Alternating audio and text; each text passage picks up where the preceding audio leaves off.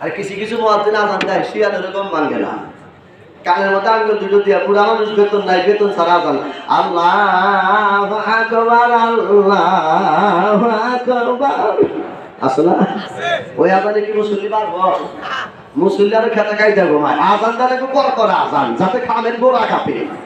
কি কয় লেপ তোষকের জাহি বেজা দেয়, কথা কয় না রে। আল্লাহু আকবার আল্লাহু আকবার।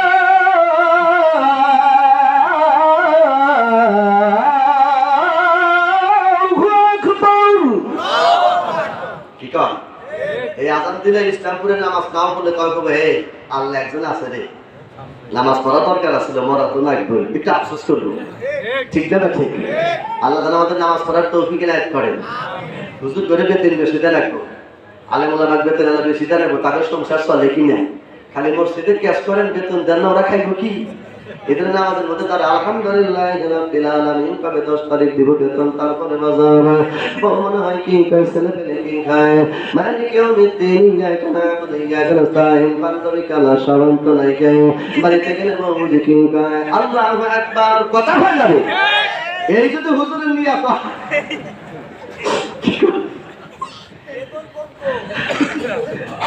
একজন মানুষের চলতে গেলে কমপক্ষে মাসে 10,000 টাকার দরকার, আর আপনার মসজিদের হুজুরের বেতন কত? 3,000 না কত? এত মনে করে রাইতে চুরি করে ভিক্ষা করবার চায়, তাছাড়া তো চলার কোনো গতি দেখি না ভাই। হ্যাঁ আটা না করে আসলে ডারবি শেখ সিগারেট কেটে সিগারেট এই হয়েছে 500। আর ইমামের বেতন যদি 3,000 হয়, এই ইমামের পিছনে নামাজ পড়া এখন বালিশে থেকে ঘুম পারেন গা, ইমাম সব সুরাই কয় নাকি সংসারে পালা মসজিদ করতে নামাজ পড়ায়? কথা কম না কয় নামাজ খালি পড়লে হলো, হক বিচারে নামাজ পড়তে হবে। যারা ইমামকে রাখবে তাদের ভিতরে হক বিচার থাকা লাগবে, ইমাম সাহেবেরও হকের সাথে নামাজ পড়া লাগবে। ঠিক না ঠিক? আমি আড়ালিয়া, এই যে লেখা আছে আড়ালিয়া 12 গ্রামের ইমাম, আমি আড়ালিয়া 12 গ্রামের হামেদপুর বাসিস্ট্যান্ড ঢাকায় 12 গ্রামের ইমাম, এমপি মোহন সাহেবের মাঠ পড়ে।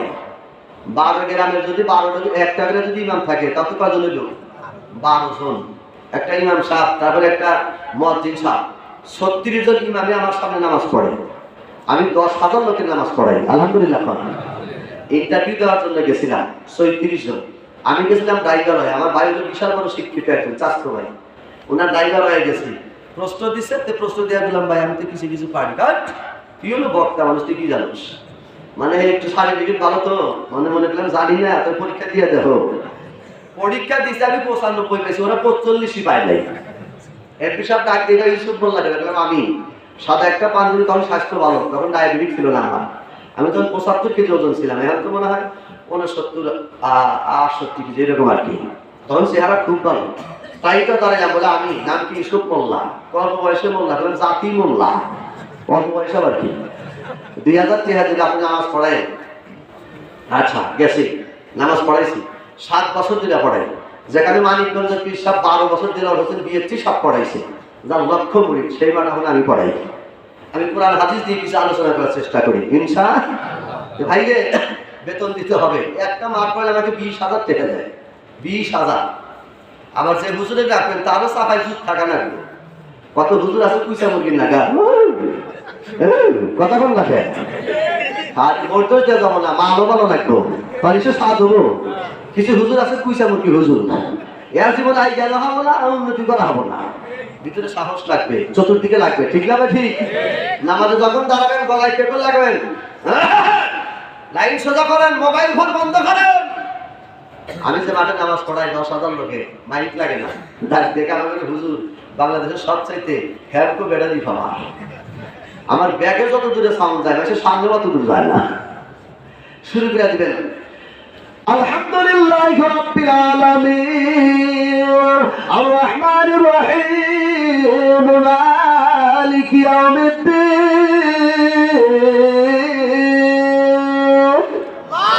বিভিন্ন সুরতে বিভিন্ন তাল দিয়ে নামাজ পড়াইবেন, কোন দিয়ে সূরা যাবে কোন দিয়ে রহমান যাবে মুসল্লি যেন টেরই না পায়।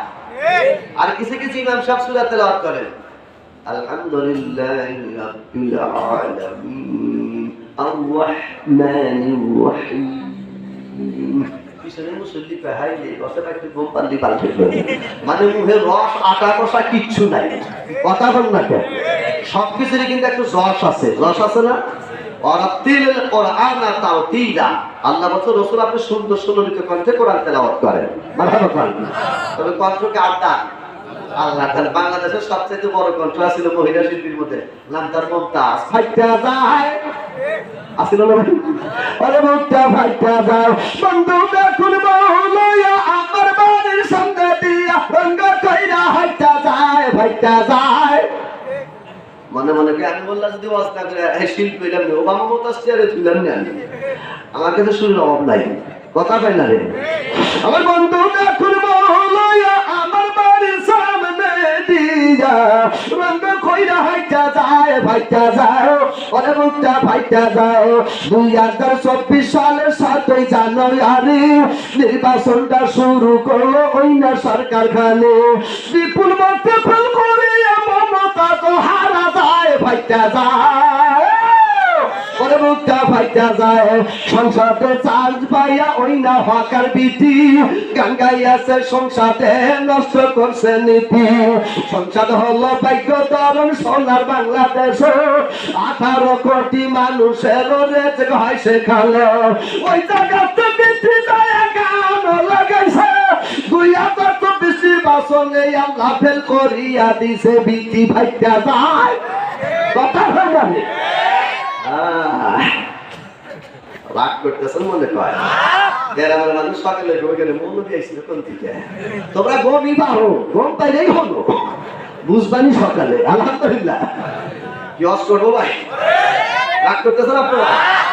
ব্রিটিশ সংসদে কয় কি গান কয় 1971 সালে লাখো মানুষের রক্তের বিনিময়ে বাংলাদেশ, মানুষ ঘুমকে হারাম করে কাপড় চোপড় পায় নাই, খাদ্য বিনে রাস্তাঘাটে মারা গেছে, পশ্চিম পাকিস্তানি মানুষগুলি বাংলাদেশের বাড়ি ঘর জ্বালায় দিছে, শাসন নামে শোষণ করেছে, তাদের বিরুদ্ধে অস্ত্রের দাম বাংলাদেশ। আর সেই দেশের সংসদে যা গান গাও তুমি বোঝো না দেশ চালাই করে এবার ফেল করে ফাটা হালাইছে, বোঝো কে আল্লাহ কাট কয়, কথা বল না কে? যারা আছেন তাদের একদিন পতন হবে।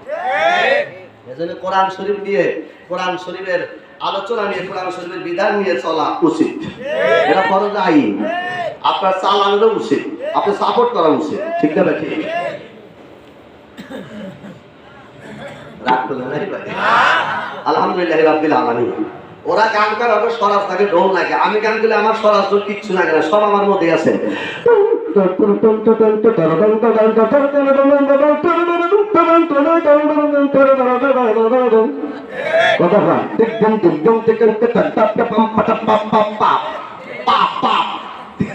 সব কি এজন্য বাদ দিছি, এইটা যারা করে তারা জাহান্নামের বাপ, শয়তানের বাপ। হ্যাঁ আলহামদুলিল্লাহ। মুয়াজ্জিন আযান দিছে, ভুলে গেছেন? বাচ্চা হারুন রশিদের স্ত্রী জুবাইদা আস্তে করে ওযু করে মসজিদের বারান্দার ভিতরে ঢুকছেন, নামাজ ইমাম সাহেব পড়াইছে, পড়ানোর পরে হারুন রশিদ পিছন দিকে তাকায় দেখে জুবাইদা মসজিদের বারান্দার থেকে বোরকা পরে বের হচ্ছে, ডাকটা বলছে হ্যালো হ্যালো, আমি জুবাইদা, তুমি না এই মাগরিবের আগে আমার দেশ ছেড়ে যাইবে, যদি যাইতে পারো তাহলে তালাক হইবে না, তুমি তো দেশ ছেড়ে যাইতে পারো না, মসজিদে রইছো, তুমি তো তালাক। হারুন রশিদের হাত থাবা দিয়ে ধরে ডাক দিয়ে কয় স্বামী আমি জানি তুমি একজন মহান আলেম, মারহাবা কোন, তুমি যার পিছনে নামাজ আদায় করলে ইমাম সাহেবকে ডাক দিয়া ফতোয়াটা ফাইনাল করে দাও। মুয়াজ্জিন যখন মাগরিবের আযান লাগাইছে, আমি মাগরিবের সময় মসজিদের ভিতরে ঢুকছি, আল্লাহর হুকুম শুরু হয়ে গেছে, নামাজ আদায় করছে, তোমার 17টা স্ত্রী কইছে মাগরিবের আগে দেশের থেকে দেওয়া লাগবে, মাগরিবের পরে যদি আসতে পারে তাইলে তালাক হবে না। তুমি ইমাম সাহেবকে জিজ্ঞাসা করো, ইমাম সাহেবকে ডাক দিয়ে কই হুজুর আমার এই বিবির উপরে আইন জারি করছে, মাগরিবের নামাজের আগে দেশ থেকে তালাক যেতে হবে, মাগরিবের সময় সে দেশে থাকতে পারবে না, বিনা তালাকে তালাক হয়ে যাবে। এইবার হুজুর ফতোয়া দিয়ে ডাক দিবে হারুন রশিদ রে, ইয়া আইয়ুহাল্লাযীনা আমানু ইদা নুদিয়া লিস-সালাহ,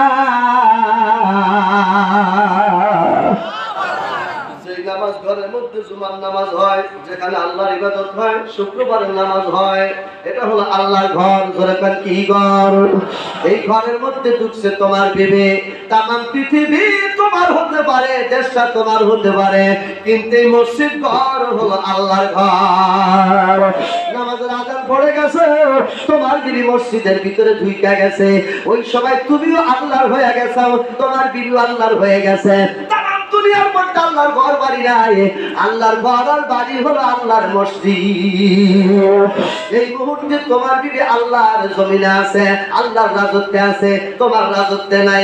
বাদশা হারুন আর রশিদ জুবাইদার ডাকতে কয়, জুবাইদা, আমি জানি তুমি আমার চেয়ে আগে জান্নাতে যাবে। তালাক দিব তো ভালো, আমি জান্নাতে টিকলাম। মসজিদের দাম আছে না নাই? জোরে কান বাজান। মসজিদের দাম আছে, মসজিদের দাম দুনিয়ায়, মসজিদের দাম আখিরাতে। ওই মসজিদের ভিতরে সুন্দর করে জুমার নামাজ পড়বে, ওযু নিয়ে সুন্দর করে দাঁড়ায় জামাতে যাবেন, কামলার জুমা পড়বেন, ফরজ নামাজ পড়বেন, এরপরে বাজান বাদার জুমা পরে সুন্নত পড়বেন। যে ওযু নিয়ে মসজিদে ঢুকছেন, ওই ওযু নিয়ে আবার তুমি বাসায় যাইবার বারো। তুমি যদি গরিব হও, তোমার একখানি জুমার নামাজ একটা কবুলি হজের সওয়াব হয়ে যাবে।